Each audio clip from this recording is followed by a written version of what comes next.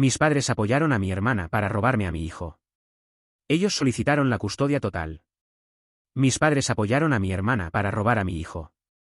Vinieron con una solicitud de custodia completa, alegando que le prometí el bebé. Lo que pasó después destruyó su plan. Soy un hombre de 31 años llamado Juan. Me convertí en padre por primera vez hace unos meses. Cuando eso pasó, asumí que sabía qué tipo de hombre sería. Protector, presente y tal vez un poco abrumado. Nunca imaginé que mi propia familia sería la mayor amenaza para la seguridad de mi hijo. Crecí en un pueblo pequeño donde todo giraba en torno a la imagen. Un lugar donde todos se conocían y nada pasaba desapercibido. Mis padres tienen raíces importantes aquí. Mi padre actúa en casi todos los comités comunitarios que puedes imaginar. Y mi madre es la reina no oficial de la recaudación de fondos para iglesias y escuelas. Las personas a nuestro alrededor los consideran respetables, generosos y amables. Con las puertas cerradas, todo gira en torno al control y el legado. Mi hermana mayor, Raquel, tiene 35 años. Ella y su esposo Bruno han estado tratando de tener un hijo durante casi 10 años. Intentaron todos los medios posibles. Varios intentos de fertilización in vitro. Especialistas en la ciudad vecina. Y una adopción frustrada. Raquel entró en una espiral descendente cuando se rindieron. Cada feriado se convirtió en una sesión de duelo por lo que había perdido. Todos los temas eventualmente volvían a la maternidad y a cómo la vida era cruel con ella. Nunca esperé tener un bebé tan pronto. Marta y yo todavía estábamos lidiando con la vida juntos. Nada extravagante y sin un gran plan. Éramos felices. Cuando quedó embarazada, nos sorprendimos. Pero sabíamos que queríamos tener el bebé. Lo hicimos bien viviendo juntos. Definiendo un presupuesto y haciendo concesiones. Éramos padres jóvenes, sí, pero estábamos preparados. Cuando se lo dijimos a mis padres, su decepción era clara. No gritaron ni nos criticaron directamente. Solo expresaron su desaprobación sonriendo muy forzadamente. Haciendo preguntas que sonaban más como advertencias y repitiendo constantemente cómo solían hacerse las cosas. No esperábamos un desfile, pero esperábamos algo de cariño. En cambio, parecía que los habíamos avergonzado. Sin embargo, después de que nuestro hijo Santiago nació, las cosas parecieron cambiar. Inicialmente, era sutil. Mi madre entregaba cena, pero siempre comentaba sobre la apariencia cansada de Marta. Raquel llegaba con ropa de bebé, algunas todavía con etiquetas de precio. Preguntaba sobre el tema de nuestro cuarto, que aún no habíamos considerado, y comenzó a ofrecer opciones.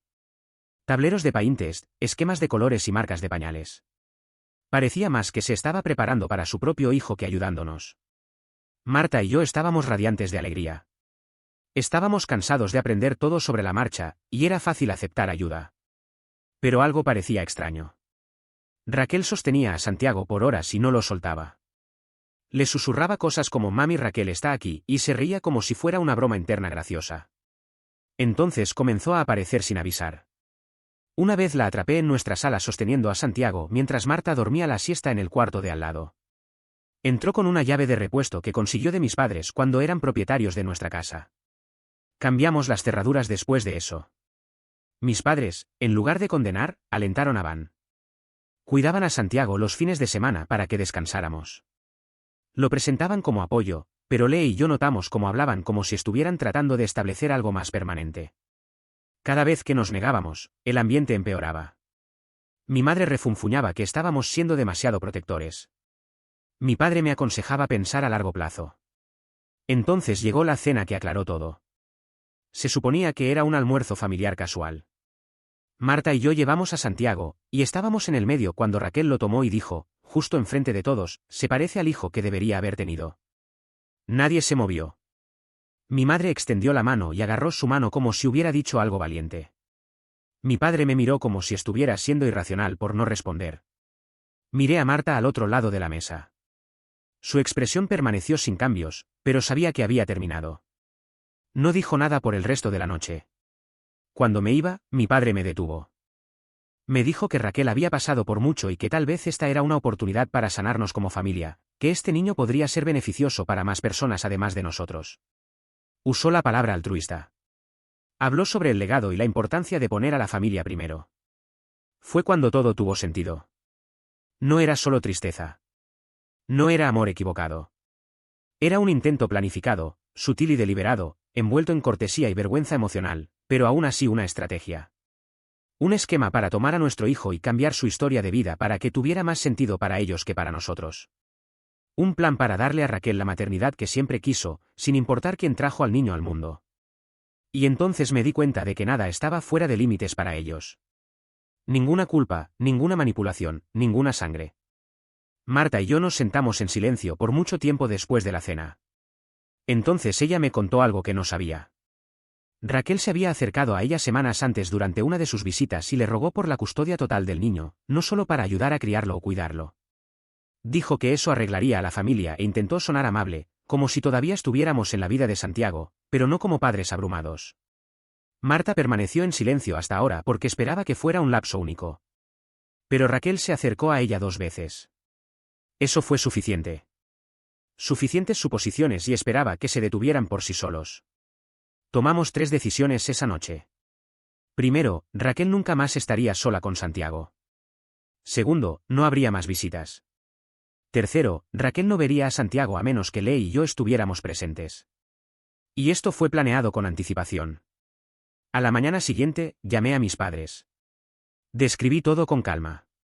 Les informé que estos eran límites, no castigos. Mi madre no escuchó. Alegó que Marta estaba tratando de separarnos y destruir a la familia. Alegó que todo no era más que manipulación emocional. Le dije que no había discusión. Éramos los padres de Santiago y habíamos tomado esa decisión. Colgó a mitad de la oración.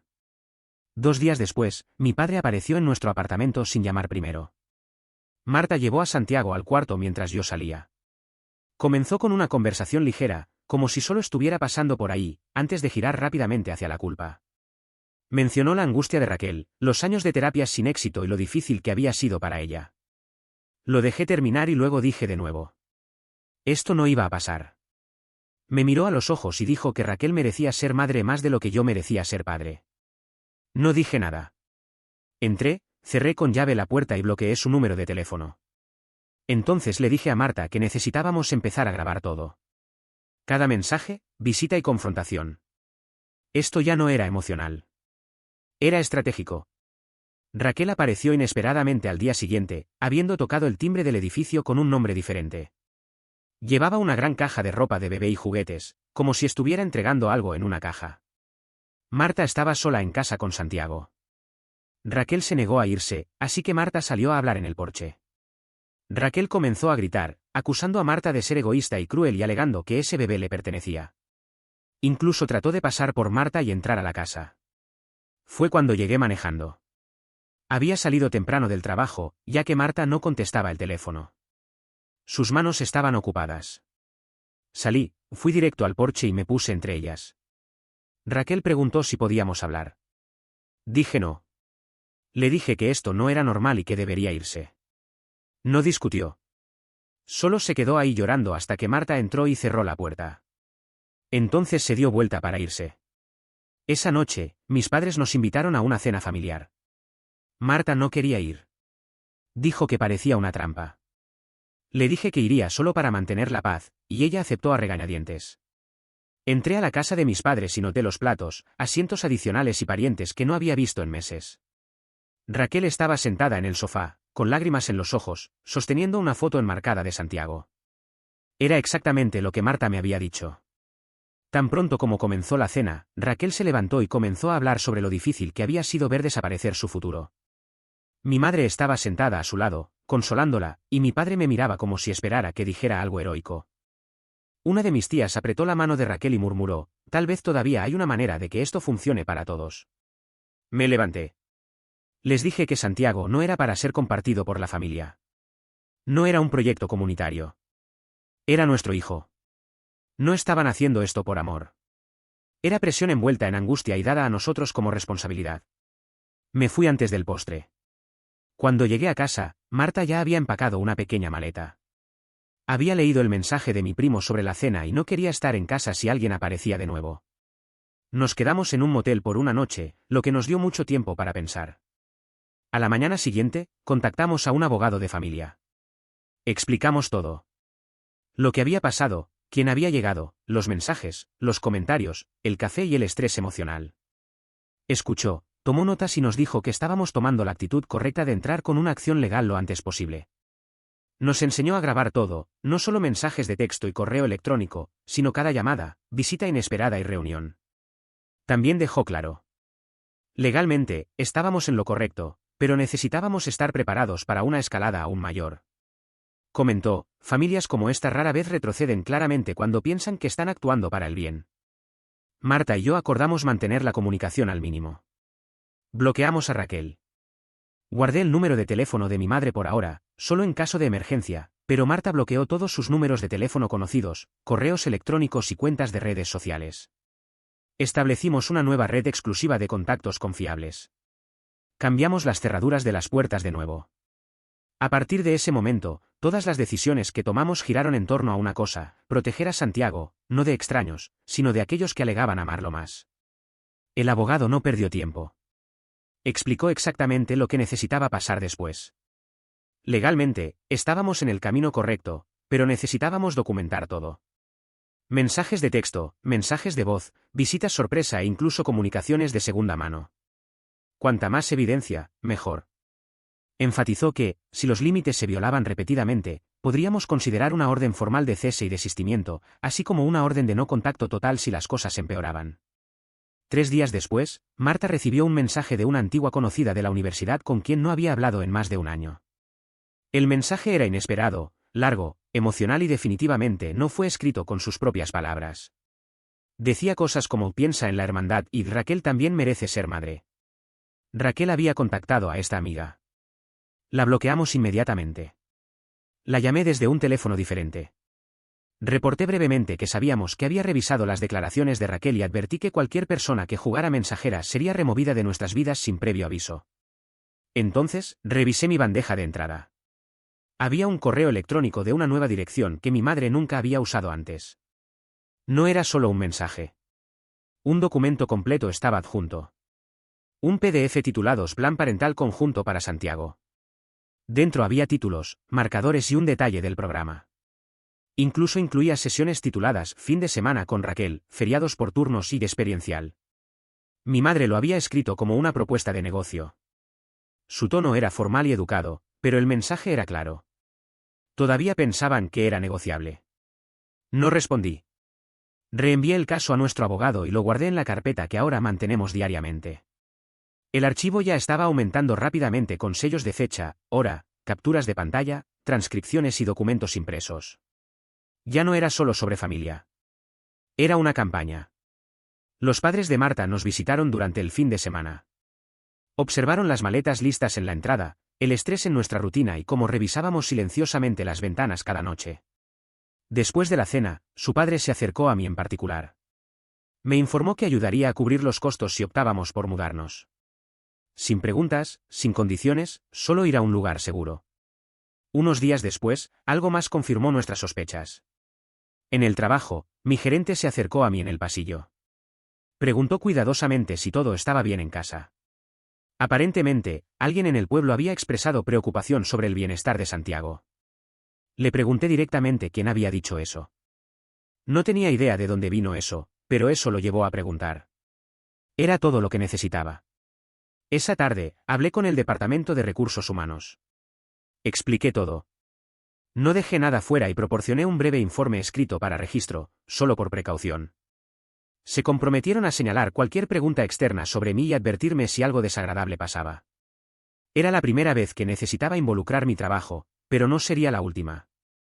Esa misma semana, Raquel fue a Marta una vez más. Esta vez, Marta estaba sola en un pequeño café cerca de nuestro apartamento. Raquel se acercó sin aviso e intentó sentarse con ella. Marta no participó. Dejó el café en la mesa y se fue. Cuando llegó a casa, no dijo nada. Simplemente me entregó el cajero que había dejado caer en la prisa y cerró la puerta del cuarto detrás de ella. Esa noche, nuestro abogado le dio a Raquel una orden formal de no contacto. Fue escrita y entregada a su oficina. La terminología era simple. Sin mensajes de texto, llamadas telefónicas, comunicación con terceros o acercamiento físico. Si violaba cualquiera de estas disposiciones, tomaríamos medidas legales adicionales. Este aviso también fue agregado a nuestro archivo creciente, con una copia entregada al café de Marta, en caso de que Raquel regresara. Tomamos medidas esa noche. Marta y yo cambiamos nuestros números de teléfono. Compilamos una lista de contactos cruciales. Confiábamos en ellos completamente y solo compartimos nuestros nuevos números con ellos. Todos los demás fueron excluidos. Los miembros de la familia que no aparecieron fueron excluidos. Los amigos que permanecieron neutrales fueron eliminados. Ya no nos estábamos arriesgando. Al día siguiente, pregunté discretamente sobre nuevos alquileres. Algo más allá de nuestra ciudad, lo suficientemente lejos para que no encontráramos a nadie de nuestra vida actual. Los padres de Marta nos ayudaron a reducir nuestras posibilidades. Visitamos uno ese fin de semana con una identidad diferente, usando una dirección de correo electrónico temporal y depósito en efectivo. No proporcionamos ninguna dirección de destino. Nadie de nuestra familia fue informado. Marta empacó las pertenencias de Santiago. Al día siguiente, tomé un día libre del trabajo sin explicar la razón. Comenzamos a hacer planes para mudarnos en secreto, sin actualizaciones o anuncios en redes sociales. Incluso apagamos el intercambio de ubicación en nuestros teléfonos inteligentes. Cuanta menos gente supiera, mejor. Porque después de todos los correos electrónicos disfrazados como contratos, terceros apareciendo en cafés y mentiras contadas a mi jefe, una cosa era cierta. Esto no se detendría solo. Si queríamos paz, tendríamos que tomarla. Nadie nos la daría. Concluimos el contrato de alquiler de una pequeña casa a 2 ciudades de distancia. Era un barrio tranquilo, en una calle sin salida, con poco tráfico peatonal y ningún vecino que nos conociera. Pagamos el depósito en efectivo usando una dirección de correo electrónico temporal, planeamos la mudanza para un día útil y contratamos la empresa de mudanzas con un nuevo nombre. Empacamos las cosas cuidadosamente, llevando solo lo necesario. Todo lo demás fue donado o dejado atrás. Sin despedidas, sin alertas y sin redes sociales. El abogado envió a Raquel una carta oficial de cese y desistimiento la misma mañana que firmamos el nuevo contrato. Era clara. Cualquier contacto futuro, personalmente o a través de terceros, sería considerado acoso y tratado legalmente. Una copia autenticada fue enviada a su dirección. Otra persona fue a su oficina. Nuestro abogado nos advirtió que esperáramos resistencia, y tenía razón. Al día siguiente, recibí un correo electrónico del esposo de Raquel, Bruno. Escribió como si estuviera tratando de mediar y preguntó si podríamos llegar a un acuerdo pacífico. No respondí. Envié el caso a nuestro abogado, quien documentó e incluyó el nombre de Bruno en las reglas de no contacto. Ningún contacto significaba ningún contacto de cualquier parte. La dirección de correo electrónico de Bruno fue denunciada y bloqueada. Eso marcó el final del caso. 3 días después, mi madre apareció en el edificio de mi oficina al mediodía. Se detuvo cerca del estacionamiento y comenzó a gritar mi nombre alto y frecuentemente. Nunca había visitado mi oficina antes. Regresé adentro y fui directo a RH. Las cámaras de seguridad ya la habían capturado. RH cambió su política de seguridad interna inmediatamente. Mi archivo ahora contiene una observación de acceso restringido. Ninguna familia está permitida en las instalaciones sin previo aviso y aprobación por escrito. Esa noche, Marta recibió una entrega inesperada de flores. No había tarjeta. Solo una pequeña carta adentro que decía, robaste lo que debería ser mío. No tocó las flores. Fotografiamos todo, incluyendo la caja, la carta y el sello de fecha y hora, y luego llamamos a la policía. Un oficial respondió, hizo un boletín de emergencia y marcó el caso como una amenaza potencial. Enviamos a nuestro abogado una copia digitalizada del informe el mismo día. Lo agregó al archivo creciente. Esa noche, instalé nuevas cámaras de seguridad. Todas las puertas, ventanas, sensores de movimiento conectados a la nube con respaldo 24/7. Le di a nuestro abogado acceso remoto al canal y las grabaciones. No estábamos esperando que algo pasara. Estaríamos preparados antes de que algo pasara. Mientras tanto, un amigo proporcionó imágenes de los amigos de Raquel haciendo declaraciones vagas e indirectas sobre padres que no merecen a sus hijos y decisiones egoístas que dañan a la gente decente. No nos nombraron, pero no tenían que hacerlo. La terminología era directa y el momento era claro. Capturé capturas de pantalla, fechas, nombres de usuario y subtítulos. Todo fue documentado. Una semana después de que nos mudamos, una de mis tías, que había estado en silencio hasta entonces, se puso en contacto conmigo discretamente. Se disculpó por no decir nada antes. Había estado observando desde el lado, esperando que todo pasara, pero ahora estaba escuchando cosas que la preocupaban. Raquel les dijo a varios parientes que su hijo había sido robado, diciendo que prometimos mantenerlo seguro. Aunque tal discusión nunca ocurrió y cambiamos de opinión después de prometer mantenerla segura, nada de esto era verdad. Mi tía envió capturas de pantalla de una conversación en un grupo familiar. Mis padres estaban ahí. Estaban abiertamente llamándome inestable y retratando a Marta como manipuladora. Esa fue la gota que derramó el vaso. Marta y yo dejamos de hablar con cualquier persona además de nuestro abogado y 2 amigos confiables. Actualizamos nuestros contactos de emergencia. Enviamos la correspondencia a un apartado postal en una ciudad diferente. Incluso el pediatra de Santiago fue transferido a uno nuevo cerca de casa. Ninguna dirección para rastreo, ningún intercambio de registros. 2 días después de que nos mudamos, la policía llegó a nuestra casa. Era una verificación de bienestar. El oficial estaba en el balcón, calmado pero firme, explicando que alguien nos había reportado como desaparecidos y que Santiago podría estar en peligro. Marta sostuvo a Santiago mientras le entregué al oficial todos nuestros documentos, la carta de cese y desistimiento, el boletín de ocurrencia policial de la nota de las flores, el archivo legal de nuestro abogado y las grabaciones de seguridad de los 2 días anteriores. El oficial pidió identificación y luego caminó por la casa. Habló con Marta por separado antes de hablar conmigo. Confirmó que el boletín de ocurrencia vino de mis padres. Informaron a la policía que habíamos desaparecido y que Santiago podría no estar seguro. Antes de irse, el oficial nos pidió que entráramos con una solicitud de medida protectiva formal. Describió el patrón como aparente, creciente, personal e implacable. Me dio una tarjeta con un número de casos y sugirió que buscáramos la estación de policía local. Registró nuestra dirección como un problema conocido, implicando tratamiento diferenciado para futuras quejas. Cerré con llave la puerta detrás de él. Ya no estábamos solo protegiendo nuestra casa. Estábamos creando el caso pieza por pieza. Marta y yo nos reunimos con nuestro abogado a la mañana siguiente de la verificación de bienestar para entrar con una solicitud de medida protectiva contra Raquel, mi madre y mi padre. Llevamos todo con nosotros. Copias de informes policiales, capturas de pantalla, grabaciones de cámaras, sellos de fecha, hora, correos electrónicos, una carta de cese y desistimiento y el mensaje de las flores. El abogado presentó todo en un proceso de asedio. Tenía más de 5 centímetros de grosor. Sugirió que comenzáramos a mantener un cronograma impreso con sellos de fecha, hora para mantener las cosas organizadas. Agregamos nuevas entradas al archivo todos los días, vinculándolas a evidencia, imágenes, cartas, grabaciones y cualquier otra cosa que pudiera ser rastreada. 3 días después, llegó otro documento legal. Esta vez, era del abogado de mi padre. Era una solicitud de privilegios de visitación parental. Habían entrado con una moción en el tribunal alegando que tenían una relación profunda con Santiago y exigían acceso regular. Nuestro abogado inmediatamente entró con una objeción, proporcionando un informe detallado indicando que mis padres nunca cuidaron a Santiago fuera de las horas de trabajo, ni enfermo, ni por la noche. Todas las interacciones anteriores fueron limitadas y el contacto reciente fue clasificado como peligroso. La objeción fue aprobada sin audiencia. La alegación fue negada. Esa misma semana, un paquete llegó a nuestra puerta. No contenía dirección de remitente. Adentro, había un pequeño osito de peluche. Marta vio algo inusual en él inmediatamente. Los ojos se veían particularmente brillantes. Lo puso contra la luz, revelando un pequeño punto rojo parpadeando detrás de una de las pupilas plásticas. No lo tocamos después de eso. Lo pusimos en una bolsa plástica y contactamos a la policía. La policía llegó y confirmó las sospechas de Marta. El documento incluía una cámara oculta. Lo aceptaron como evidencia y cambiaron nuestro archivo. Esta fue la escalada más peligrosa hasta ahora.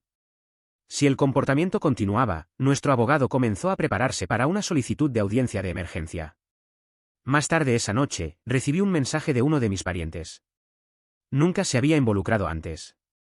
Nunca había comentado o contactado, pero esta vez lo hizo.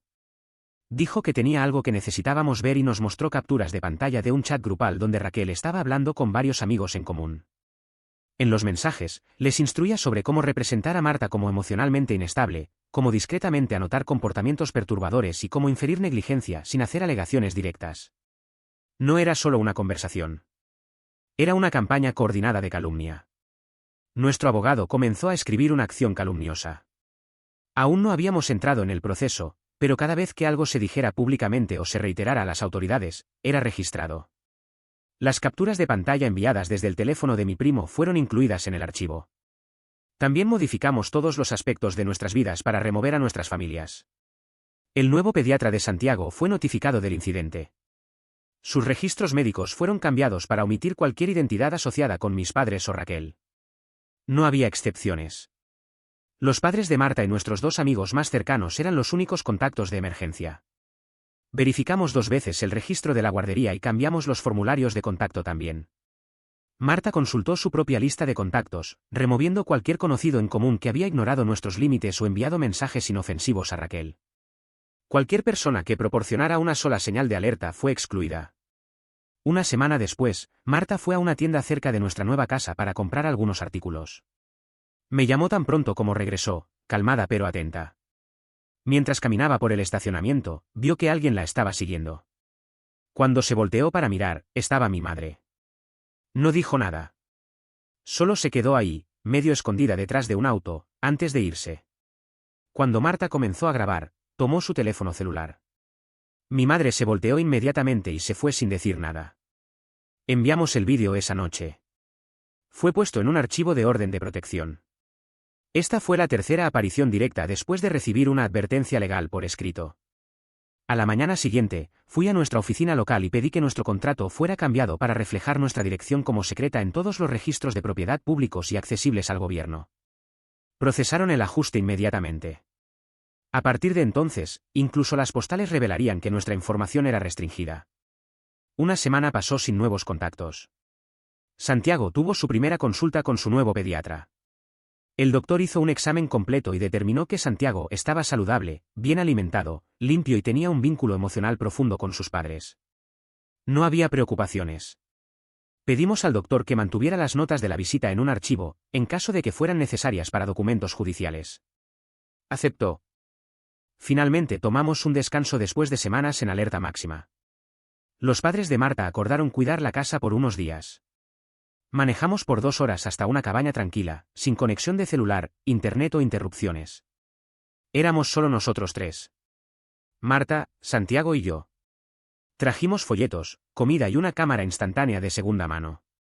Fue la primera vez en meses que no recibimos advertencias, golpes, entregas extrañas, autos inesperados o informes que entregar. Nos quedamos por 2 noches y no discutimos fechas de audiencia, abogados o familia. Durante esas 48 horas, solo había soledad, árboles y espacio para respirar. Sabíamos que no había terminado. Pero, por primera vez, se había detenido. Regresamos de la cabaña una noche de domingo. Había un sobre blanco pegado a la puerta principal. Adentro había una citación judicial genuina. Raquel había solicitado la custodia total de Santiago. Los documentos eran gruesos, impresos y serios. Alegó que la explotamos emocionalmente y prometimos el bebé durante el embarazo. Lo etiquetó como traición. Acusó a Marta de aislarme y que yo estaba demasiado vulnerable emocionalmente para tomar decisiones parentales. Su recurso alegó que Marta era dominante y que su presión había dañado mi salud mental. Nuestro abogado examinó todo en detalle. Raquel también incluyó cartas de familiares que no tenían involucramiento real con Santiago. Un tío de otro estado escribió que Raquel siempre quiso ser madre y estaba siendo robada. La prima de segundo grado de Marta escribió que ella estaba bloqueada emocionalmente. Nunca nos vieron juntos en persona. Nuestro abogado inmediatamente comenzó a escribir una reconvención. Incluimos documentos de terapia de Marta, informes pediátricos y registros policiales.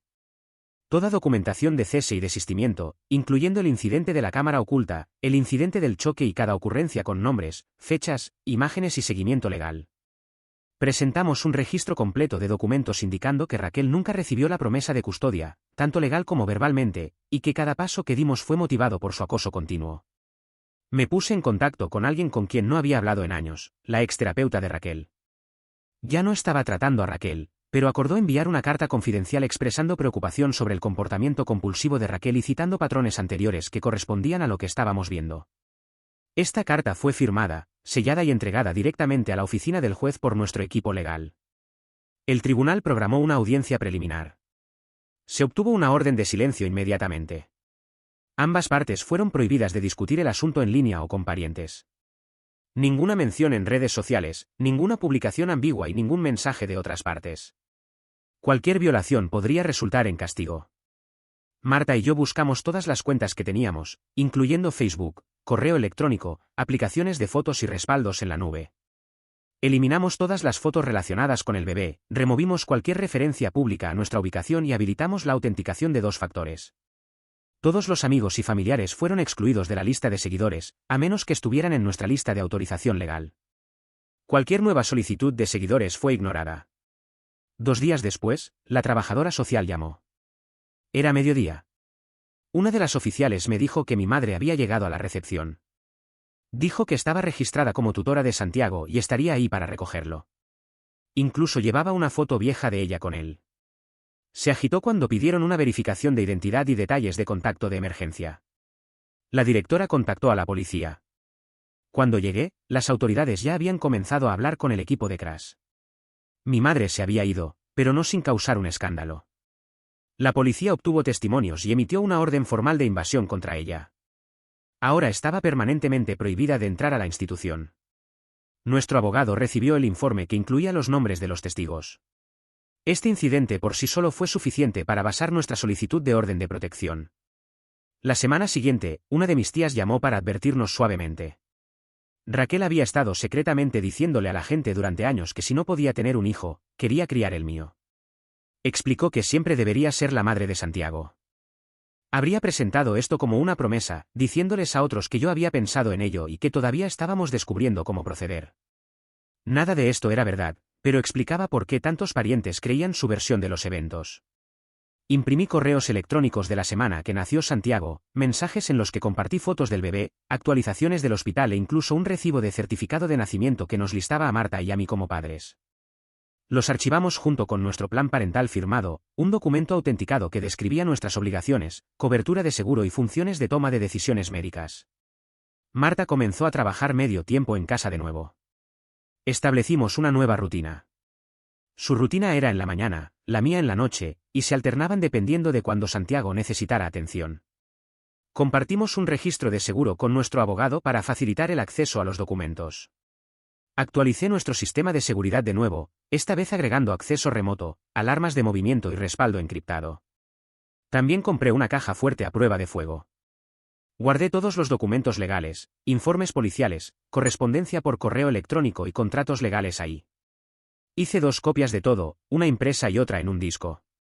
Nuestro abogado evaluó el proceso de Raquel y nos dio una respuesta clara. Dependía de emoción, no evidencia. No hay contratos, acuerdos escritos o documentación de tutela, solo sentimientos, presión y una historia basada en simpatía. El juez programó una audiencia de custodia completa para el mes siguiente. A partir de ese punto, todo se resolvería en el tribunal. No más mensajes de texto, visitas al jardín, flores, boletos o llamadas falsas. Ahora era oficial y estábamos listos. La audiencia previa al juicio fue programada para un martes por la mañana. Marta y yo llegamos temprano con nuestro abogado y un archivo completo de evidencia. El tribunal estaba silencioso, con solo unas pocas personas presentes. Raquel se sentó del otro lado con su equipo legal, mientras mis padres se sentaron detrás de ella en silencio. Después de analizar el cronograma, el juez emitió una orden de restricción temporal contra los 3. Raquel, mi madre y mi padre. Permanecería en vigor hasta la decisión final sobre custodia. Fueron prohibidos de contactar directa o indirectamente a través de terceros. El juez también restableció la orden de silencio. Nadie estaba autorizado a discutir el caso en público o en privado. Esto incluye amigos, vecinos y publicaciones en línea. Suficientes intentos de contactarnos o persuadir a otras personas. De vuelta en casa, instalé un nuevo sistema de intercomunicador. Incluía una transmisión de vídeo integrada y grabación en la nube. Instalé un disco de respaldo y lo conecté a un enrutador oculto. La cinta fue encriptada y transmitida en tiempo real a nuestro abogado y un contacto seguro en la estación de policía local. Nadie podría aparecer sin ser documentado. Una semana después, recibimos una llamada de una trabajadora social indicada por el tribunal. Planeó una serie de visitas sorpresa a la casa de Santiago para analizar condiciones de vida, desarrollo emocional y hábitos parentales. Nos dijeron que no esperáramos un cronograma exacto, pero que continuáramos con nuestras vidas normalmente. La primera visita tuvo lugar 3 días después, en la tarde. La especialista caminó por cada cuarto, hizo notas, habló con nosotros 2 individualmente y observó a Santiago interactuando con sus juguetes y rutinas. La segunda visita tuvo lugar al principio de la semana siguiente. Café, siesta y juguetes. Eso fue lo que notó esta vez. Preguntó en detalle sobre horarios de sueño, hitos de desarrollo y vínculo emocional. Después de la entrevista final, registró un boletín de ocurrencia en el tribunal. No había preocupaciones. Describió a Santiago como feliz, seguro y próspero. Su vínculo emocional con sus padres fue descrito como fuerte y claramente saludable. El equipo legal de Raquel trató de posponer el juicio de nuevo. Entraron con una moción solicitando tiempo para reunir más evidencia emocional, lo que sea que eso significara. El juez negó en el momento. La documentación presentada anteriormente estaba completa. El tribunal no encontró razón para protestar. Nuestro abogado mencionó una evaluación psicológica de 5 años atrás. La evaluación anterior de Raquel estaba relacionada con sus sesiones de asistencia de infertilidad. Los documentos legalmente recuperados a través de la conformidad de su exterapeuta revelaron respuestas a trauma a largo plazo, espirales de tristeza profunda e inestabilidad mental.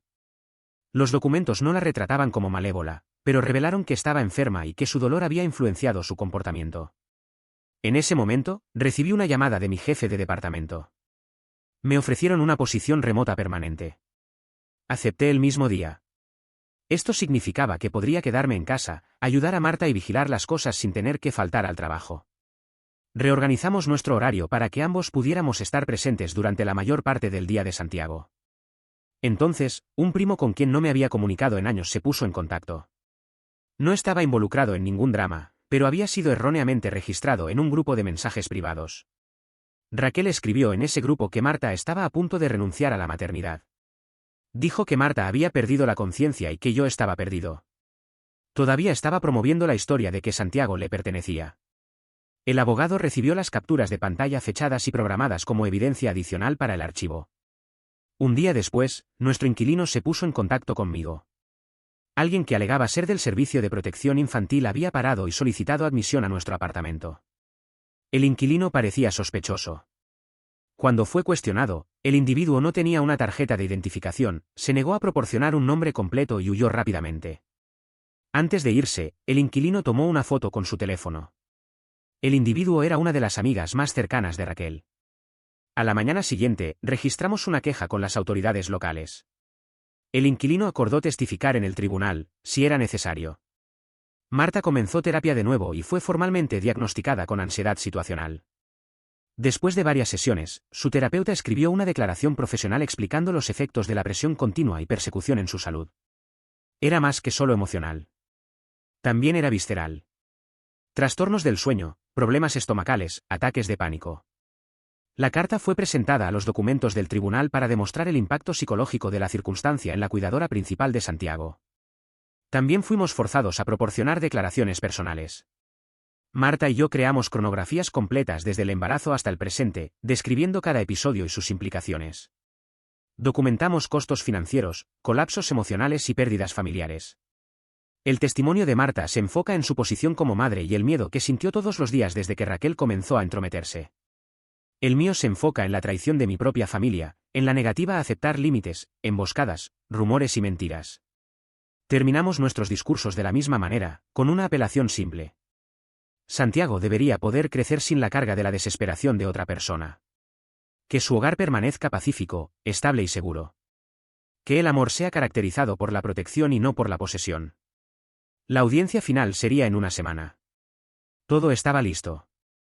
La audiencia de custodia completa comenzó temprano en la mañana. Lee y yo nos sentamos frente a nuestro abogado, ambos mudos, mientras el tribunal gradualmente se llenaba. Raquel vino con su equipo legal. Mis padres se sentaron detrás de ella. El aire estaba frío, pero controlado. El juez entró y comenzó inmediatamente. Nuestro abogado habló primero. Guió al tribunal por una cronología sistemática que incluía todo, desde el acercamiento inicial de Raquel a Marta sobre el robo del bebé hasta los informes policiales más recientes y órdenes de restricción. Cada artículo incluía evidencia como mensajes de texto, correos electrónicos, mensajes de voz, capturas de pantalla, declaraciones testimoniales, archivos policiales, imágenes de paquetes, evaluaciones de terapeutas y 2 evaluaciones domiciliarias por el oficial de bienestar infantil.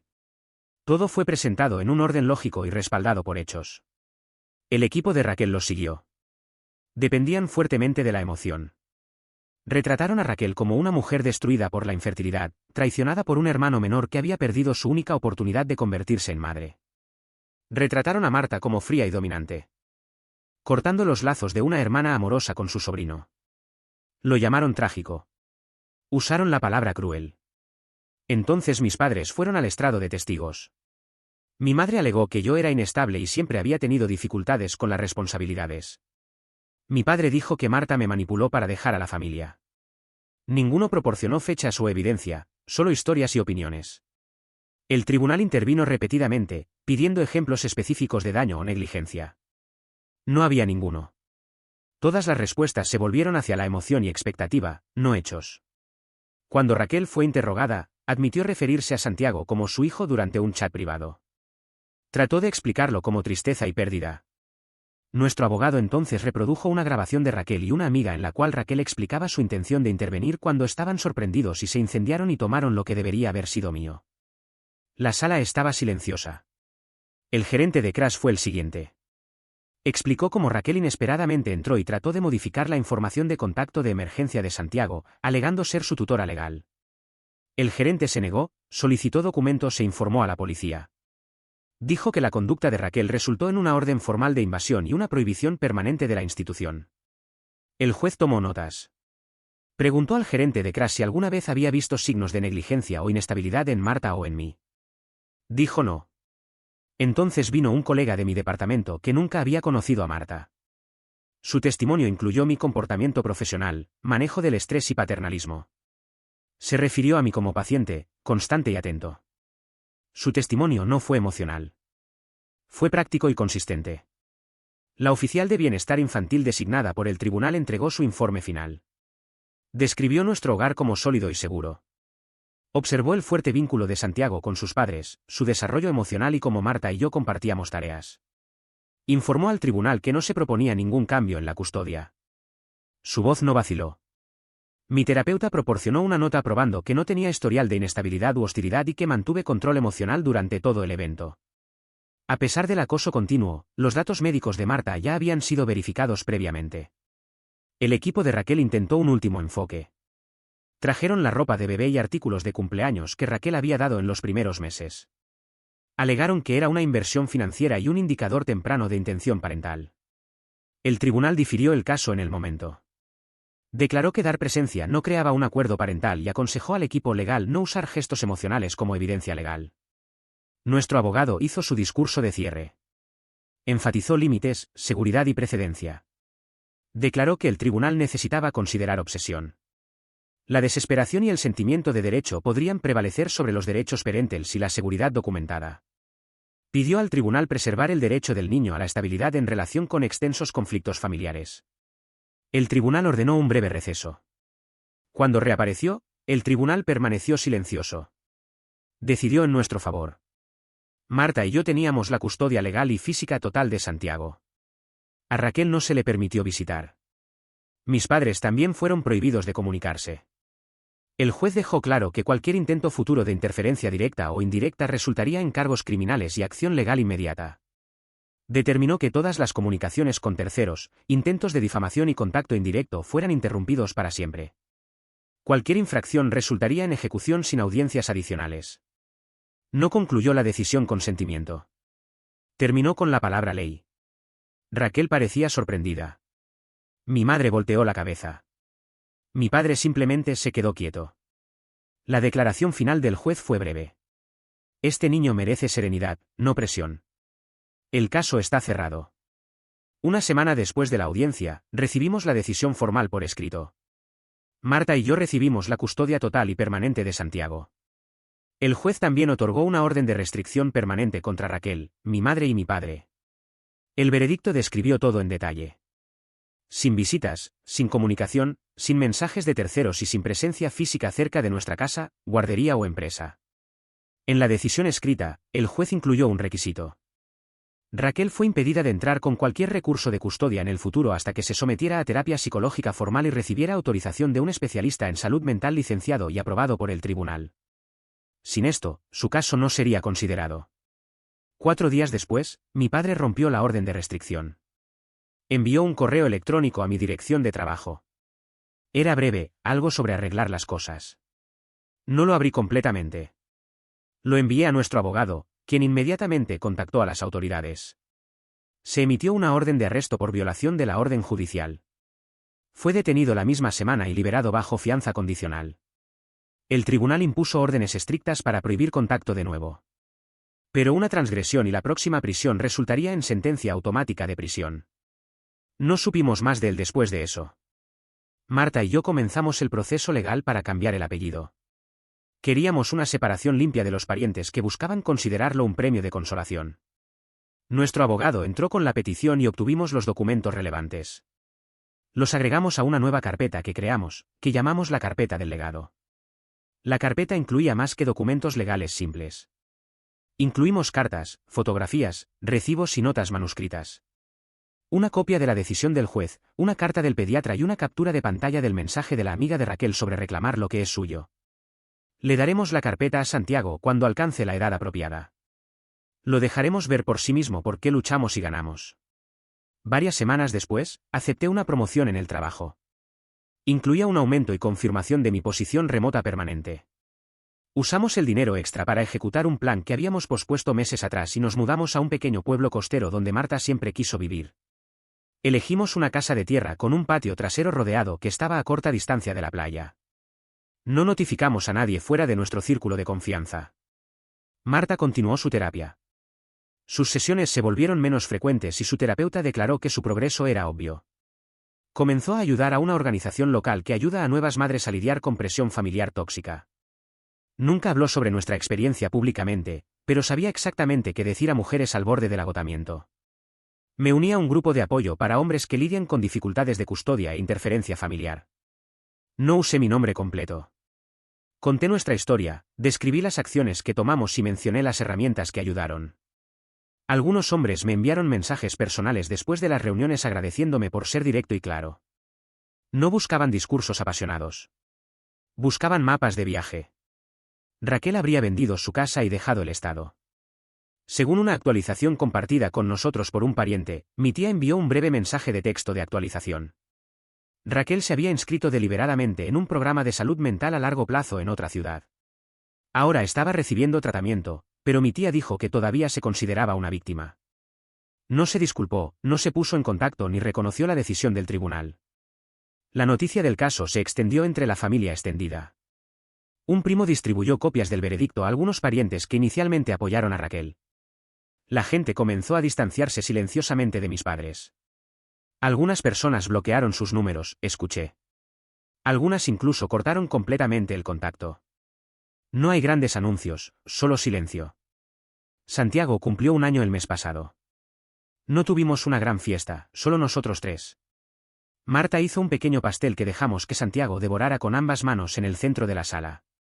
Tomamos algunas fotos para nosotros mismos.